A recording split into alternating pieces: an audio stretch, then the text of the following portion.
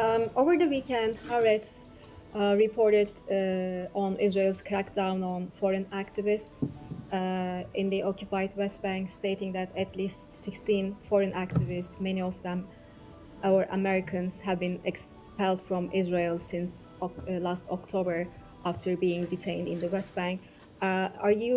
Have you seen these reports, and do you have any reaction? Do you believe that Israel is deliberately targeting foreign activists? Yeah, we have seen the reports, and we are currently gathering more information about them. I don't have any specific information to speak to, and so don't have any comment on them, but would say in general, we support the rule of law and due process, and will continue to advocate for these principles, especially when they pertain to the treatment of U.S. citizens. And one more on this, activists being targeted.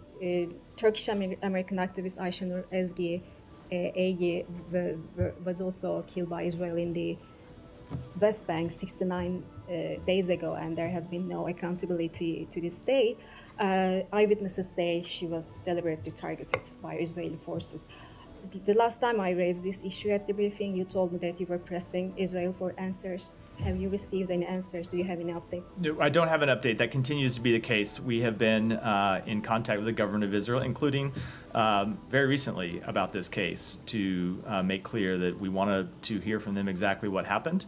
As you know, the Secretary has said that it is unacceptable that anyone should be shot and killed just for attending a peaceful protest.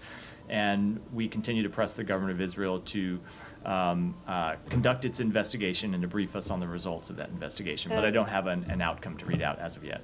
Are there any steps that the State Department plans to take regarding this instead of, waiting for answers? So we want to see the end of the investigation before we speak to that, which does not mean that it is an open-ended timeline, right? There's a point at which.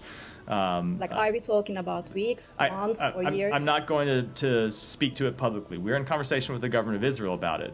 But we want to see the investigation be thorough, and then when we see the results, we'll, of course, be willing to speak to them at that time, as well as any additional steps that may or may not be warranted.